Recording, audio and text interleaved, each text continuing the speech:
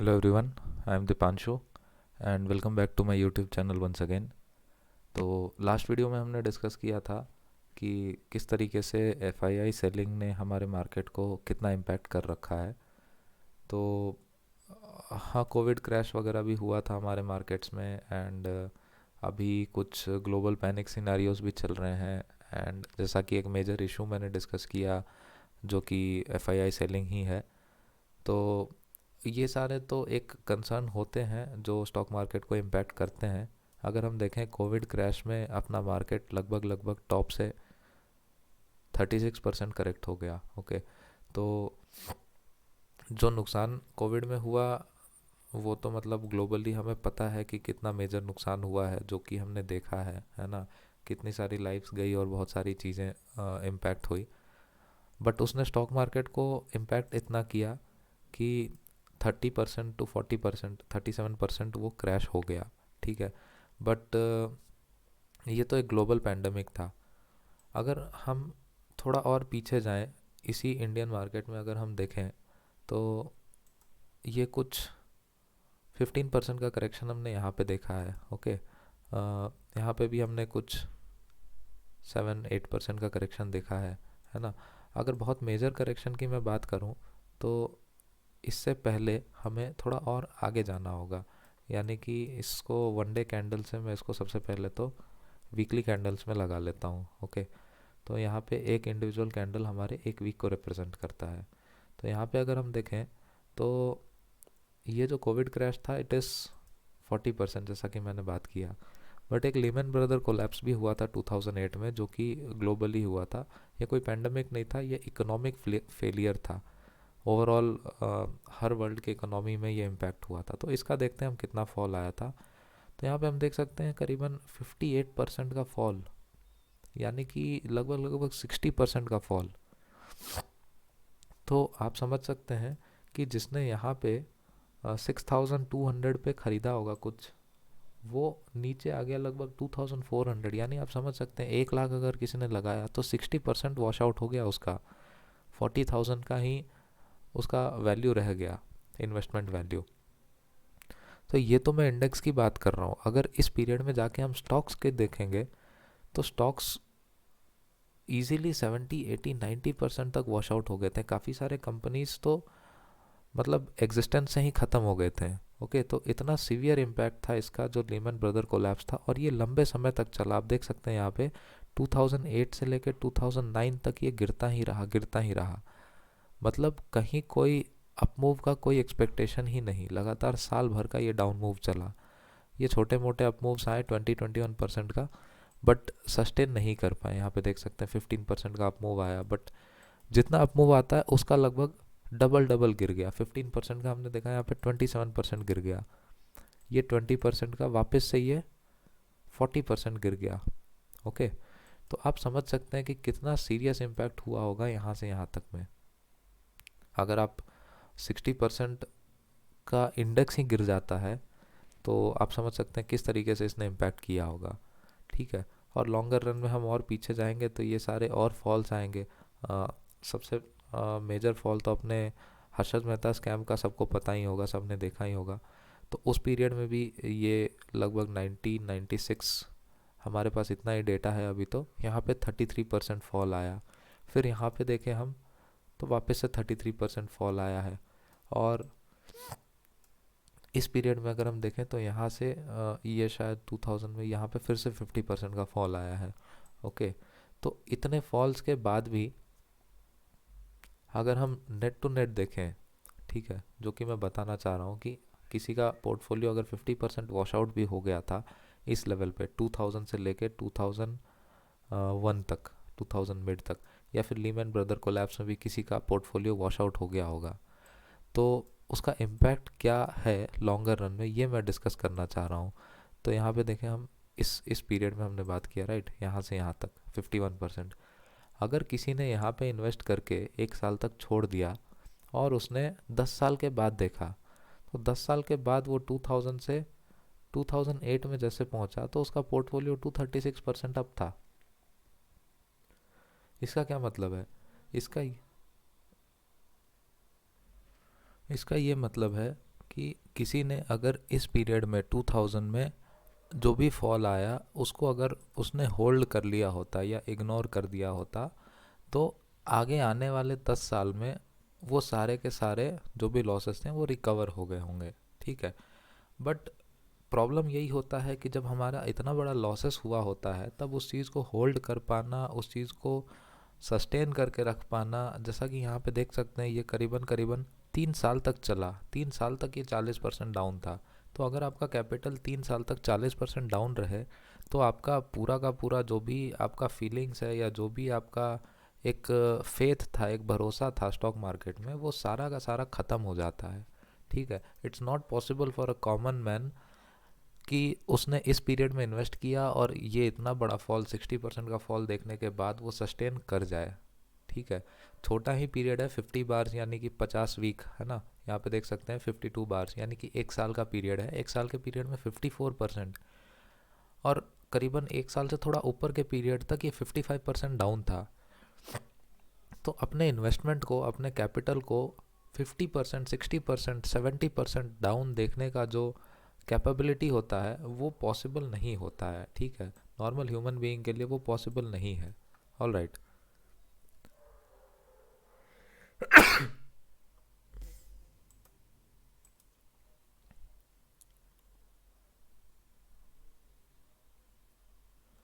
But यहीं पे एक कमाल की बात आती है, यहीं पे जो है हमें सीखने वाली बात आती है कि आप अगर अपना पूरा का पूरा कैपिटल इस टॉप पे, यानी कि मैं इस लेवल की बात कर रहा हूँ, बिल्कुल लीमैन ब्रदर कोलैप्स के पहले आपने यहाँ पे इन्वेस्ट कर दिया, ठीक है। अब यहाँ पे इन्वेस्ट करने वाले लोग ऐसा क्यों इन्वेस्ट करते हैं? क्योंकि बेसिकली उन्होंने ये वाला अपमूव जो है ये देख के वो टेम्प्टेड हो जाते हैं, ठीक है। यहाँ से यहाँ तक लोगों ने सुना कि स्टॉक मार्केट ने 500% रिटर्न दिया, ठीक है, कुछ 4 साल में, राइट। ये पीरियड यहाँ पे देख सकते हैं हम, 2003 से लेके 2007 तक इसने इतना बेहतरीन रिजल्ट दिया, ठीक है, 400% अप। तो लोग यहाँ पे दौड़े दौड़े चले आते हैं, इसको हम कहते हैं फोमो, ठीक है, फियर ऑफ मिसिंग आउट, कि 4 गुना तो हो गया, 5 गुना हो गया स्टॉक मार्केट, ऐसा नहीं कि 20 गुना हो जाए और मैं इस रैली को मिस कर दूं, ठीक है। That is called fear of missing out, यानी कि जो बड़े बड़े गेंस होने वाले हैं उसको मिस ना कर दूं, इस बात का डर, ठीक है। तो लोग ऐसे आते हैं और इस टॉप पे लोग बाई कर लेते हैं, ठीक है। तो मेरा कहने का मतलब ये है कि आप कभी भी, मैं ये बात कहता भी हूँ, अपने दोस्तों को भी बताता हूँ और बहुत सारे लोगों को मैं ये बात कहता हूँ कि कभी भी भागती हुई ट्रेन, बस और भागते हुए स्टॉक मार्केट के पीछे कभी मत चढ़ो आप, ठीक है। भागती हुई ट्रेन, बस और स्टॉक मार्केट में कभी मत चढ़ो, ठीक है, नुकसान हो सकता है। तो यहाँ पे अगर किसी ने इस लेवल पे एंटर किया होगा तो उसका बहुत ही बुरा इम्पैक्ट हुआ होगा, ठीक है। लेकिन अब इमेजिन करते हैं कि मैं एक रेगुलर रिटेल इन्वेस्टर हूँ, मैं धीरे धीरे इन्वेस्ट कर रहा हूँ, जैसा कि मैंने पहले के वीडियोस में भी बताया है कि हर महीने मैं 100 रुपये एलोकेट करता हूँ अपने पोर्टफोलियो को। तो लेटस से मैंने एकदम टॉप पे तो नहीं, बट चलो यहाँ पे बॉटम बन गया, थोड़ी चीज़ें अच्छी हुई, पता लगा मेरे को, यहाँ पे भी मैंने इन्वेस्ट करना स्टार्ट किया 300% पे। तो अगर मैं रेगुलरली कर रहा हूँ, ओके, अगर मैं रेगुलरली कर रहा हूँ तो यहाँ से यहाँ का जो अपमूव है, आप यहाँ पे देख सकते हैं 50% अपमूव था। अगर मैंने यहाँ से भी स्टार्ट किया होता या इस पीक पे भी स्टार्ट किया होता यहाँ पे, तो यहाँ से जब मैंने इन्वेस्ट किया कुछ, यहाँ पे देख सकते हैं 29 बार्स यानी 29 वीक्स, है ना, करीबन 6 मंथ्स तक मैंने इन्वेस्ट किया 100 रुपये, और अब वहाँ से वो चीज़ फॉल करने लग गया। तो ठीक है, अब वो फॉल होगा तो करीबन 64 बार्स यानी 1 साल में मेरा रिटर्न्स न्यूट्रल होगा, ज़ीरो होगा, और अगले 1 साल तक मेरा जो रिटर्न्स होगा 42% होगा। स्टिल दिस इज़ बैड, है ना, बट इससे तो बैड नहीं है। यहाँ टॉप पे अगर मैंने इन्वेस्ट किया होता और 60% फॉल देखा होता, उससे तो बेटर ही है कि मेरा पोर्टफोलियो सिर्फ 40% गिरा हुआ है। अब थोड़ा और पीछे चलते हैं, अगर मैं ये चीज़ साल भर से नहीं, मतलब 2-3 साल से अगर मैं ये कर रहा हूँ, या फिर इस पीरियड से अगर मैं रेगुलरली इन्वेस्ट कर रहा होता, ठीक है, यानी कि ये 2005-06 है, तो 2005 और 6 से इन्वेस्ट करने वाले को यहाँ पे कोई फ़र्क नहीं पड़ता, क्योंकि यहाँ पे देख रहे हैं कि इस बॉटम पे भी 15% अप हैं। तो जिसने यहाँ से ये पूरा रैली एंजॉय किया, जिसने यहाँ से यहाँ तक पूरा का पूरा इन्वेस्टमेंट एंजॉय किया, उसके लिए ये फॉल कोई बहुत ज़्यादा पैनिक वाला सिचुएशन नहीं होगा, यानी कि वो सस्टेन कर लेगा। तो अगर जिसने यहाँ से रेगुलरली इन्वेस्ट किया होगा और जिसने एक हैबिट और डिसिप्लिन बना लिया कि हर महीने चाहे कुछ भी हो, कितना भी बड़ा फॉल आए, कितना भी करेक्शन आए, मैं 100 रुपये इन्वेस्ट करूँगा, सही है ना। तो जो बंदा इस फॉलिंग मार्केट में इन्वेस्ट कर रहा होगा उसका एवरेज बहुत अच्छा हो गया होगा, ठीक है, उसका एवरेज बहुत अच्छा हो गया होगा। और जब यहाँ से मार्केट ने रिकवर किया, ठीक है, ये बंदा यहाँ पे इन्वेस्ट करने वाला जो रेगुलर इन्वेस्ट कर रहा है वो बहुत पेशेंट है, ठीक है, बहुत कंसिस्टेंटली वो इन्वेस्ट करता जा रहा है। तो आगे आने वाले समय में आप देख सकते हैं 2006 से जैसे ही हम आगे गए, ये वापस से 100% का रिटर्न आ गया। यानी कि जो भी फॉल था सब कुछ नेगोशिएट हो गया और मार्केट ऊपर है, 100% अप है मेरा पोर्टफोलियो। और जिसने इस हैबिट को कंटिन्यूसली बना के रखा वो आगे जाके देखें 2015 तक 258% अप है, ठीक है। और इसी को अगर किसी ने कंटिन्यू कर लिया तो आप देख सकते हैं यहाँ पे फिर कंपाउंडिंग काम करने लग जाता है, 377% अप। कोविड क्रैश से पहले तक 400% अप। अब आप एक बात इमेजिन करके देखिए यहाँ पे कि जिस इंसान ने यहाँ पे इन्वेस्ट किया होगा, है ना, इतने टाइम तक उसने होल्ड किया होगा, 10 साल, 2006 से 2016, 18, 20 तक अगर जिसने इन्वेस्ट किया होगा, क्या उसके लिए ये कोविड क्रैश कोई बड़ा इम्पैक्ट लाया होगा? तो आप पाएंगे कि कोविड क्रैश के बॉटम में भी उसके सारे के सारे स्टॉक्स लगभग 250% अप रहे थे, ओके। और अगर उसने 10 साल तक नहीं बेचा है तो यहाँ पे भी नहीं बेचेगा। ये हैबिट उसने कल्टीवेट किया है, ये हैबिट हमें भी कल्टीवेट करना है, हमें अपने प्रैक्टिस में लाना होगा ये हैबिट कि डिप्स हो या कुछ भी हो, फॉल हो, हमें एग्जिट नहीं करना है, ओके। और इसने जो 2006 से इन्वेस्ट करता जा रहा है 100 रुपये, उसने यहाँ पे भी बॉटम में भी इन्वेस्ट किया 100 रुपये, ठीक है। और उसके बाद 1 साल के बाद अगर आप देखें तो यहाँ कोविड क्रैश के पहले 400% था, जिसने उसको होल्ड कर लिया उसका आप देख सकते हैं यहाँ पे 600% का रिटर्न हो गया। तो आप इस बात को समझ सकते हैं कि लॉन्गर रन में अगर आप लंबे समय तक इन्वेस्टेड रहते हैं तो डेफिनेटली आपका पोर्टफोलियो ऊपर ही जाने वाला है, प्रोवाइडेड आप कुछ क्वालिटी स्टॉक्स में रहें। अब ऐसा नहीं कि आपने सिर्फ एक ही स्टॉक में, जैसे येस बैंक हो गया, आइडिया हो गया, इनमें इन्वेस्ट करके आपने छोड़ दिया तो आपका कैपिटल वॉश आउट हो जाएगा और वो कभी रिकवर भी नहीं करेगा। तो पोर्टफोलियो रीबैलेंसिंग करना बहुत ज़रूरी है, अपने स्टॉक्स को एनालाइज करना बहुत ज़रूरी है कि क्या वो कंपनी अच्छा परफॉर्म कर रहा है नहीं कर रहा है, ठीक है। तो उसके बारे में हम लेटर स्टेजेस में बात करेंगे, बट अभी के लिए मेरा जो मैसेज है that is stay invested and remain focused. तो आज अगर हम कोविड क्रैश की बात करते हैं तो अब कोई पीछे जाए तो ये जो लीमन ब्रदर कोलैप्स जो है 60% का फॉल आता है, ये चीज़ हमें मार्केट में दिखाई भी नहीं देगा एक्चुअली में, ठीक है। जैसे यहाँ पे मैंने एक 50% का फॉल दिखाया था यहाँ से यहाँ तक, ठीक है, 44-50% तक का यहाँ पे फॉल आया था, राइट।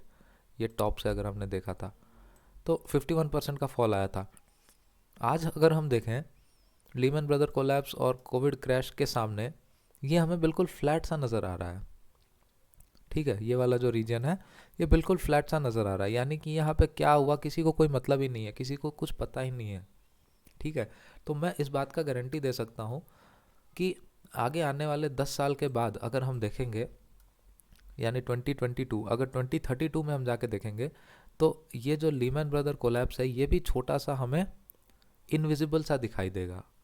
और अगले आने वाले 10 साल के बाद अगर हम देखेंगे तो ये वाला भी जो डिप था कोविड वाला, ये भी हमें इनविजिबल सा दिखाई देगा। जैसे ये वाला पार्ट हमें दिखाई नहीं दे रहा है क्लियरली, बट ये 50% फॉल है, जैसा कि हमने देखा यहाँ पे मेजर करके टॉप से बॉटम तक ये 51% का फॉल है, बट अभी ये हमारे निफ्टी के ग्राफ में दिखाई नहीं दे रहा है। इसी तरीके से 10 साल के बाद ये भी नहीं दिखाई देगा और अगले 10 साल के बाद ये भी दिखाई नहीं देगा। तो ये मेरा आउटलुक है लॉन्ग टर्म के लिए, इसीलिए मैं अभी भी इन्वेस्टेड हूँ। और अभी भी जैसे कि एफआईआई सेलिंग कर रहे हैं, बहुत सारी चीज़ें हो रही है, न्यूज़ चल रहा है, ग्लोबल मार्केट्स कुछ रिएक्ट कर रहे हैं, इंडिया में कुछ हो रहा है, तो जितना भी इम्पैक्ट आए हमें कभी उस चीज़ से पीछे नहीं हटना है और हमें अपना जो है रेगुलर एसआईपी जो हम फंड्स इन्फ्यूज़ करते हैं, जो हम फंड्स डालते हैं स्टॉक मार्केट में, वो डालते रहा करेंगे, ठीक है। तो ये हो गया इंडियन मार्केट का। एक और अगर मैं लॉन्ग टर्म व्यू के बारे में बताऊं एक तरीके से, तो यहाँ पे मैं एक छोटा सा क्लिप दिखाना चाहूँगा जो कि मैं एक बुक पढ़ रहा था, साइकोलॉजी ऑफ मनी। तो उस बुक का ये एक छोटा सा स्नैप है। तो आप यहाँ पे देख सकते हैं, here's how US economy performed over the last 170 years. अभी तक हमने यहाँ पे क्या देखा, ये करीबन लास्ट 20 ईयर्स का मैंने आउटलुक दिखाया है यहाँ पे इंडियन मार्केट के साथ रिलेट करके, कि ये जो कुछ भी रीज़न था, शायद इलेक्शंस का कुछ रीज़न था, ये लीमन ब्रदर कोलैप्स था, इसी बीच में एक अपना डिमोनेटाइजेशन का भी केस आया था, उसने भी स्टॉक मार्केट को काफ़ी सीरियसली इम्पैक्ट किया था। यहाँ से देख सकते हैं ये 20% गिरा था, तो इस पीरियड में ही कहीं हुआ था, तो उसने भी काफ़ी इम्पैक्ट किया था अपने स्टॉक मार्केट को। तो इस तरीके के जो रीजंस होते हैं, जैसे लीमन ब्रदर कोलैप्स हो गया, हर्षद मेहता कांड हो गया, कोविड क्रैश हो गया, जिन्होंने मार्केट्स को बहुत इम्पैक्ट किया है, तो इसी तरीके के कुछ इम्पैक्ट्स मैं पिछले 170 ईयर्स का दिखाना चाहता हूँ आपको, जो कि इस क्लिपिंग में हमें मिलेगा। तो यहाँ पे देखें, here's how US economy performed over the last 170 years. तो 1850 से देखा हमने, तो ये लगातार लगातार ऊपर ही जाता जा रहा है, थोड़ा सा नीचे आया, यहाँ पे करेक्शन हुआ, बट फिर ऊपर गया एंड लगातार ऊपर गया।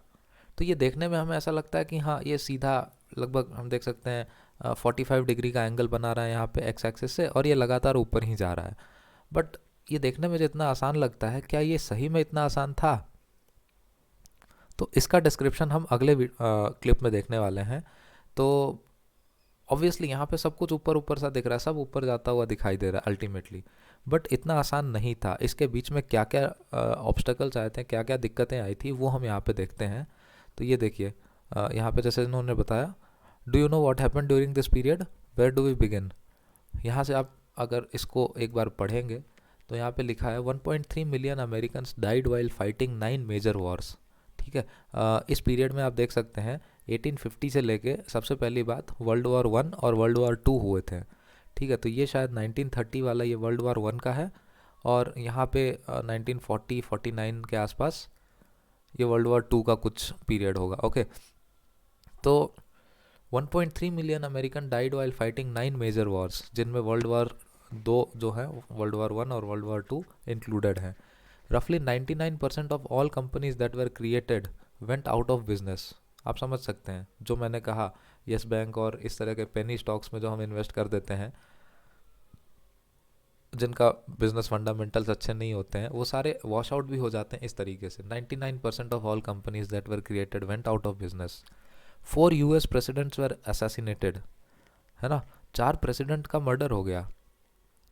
6,75,000 American died in a single year from flu pandemic. ये जैसे अपना कोविड पैंडमिक हुआ, इसी तरीके से फ्लू पैंडमिक हुआ था। 30 separate natural disasters killed at least 400 Americans each.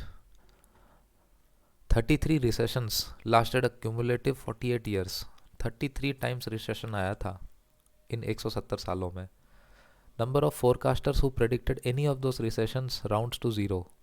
किसी ने ये रिसेशन प्रेडिक्ट नहीं किया था, कोई जितने भी एक्सपर्ट्स थे, कोई भी इसको प्रेडिक्ट नहीं कर पाए थे।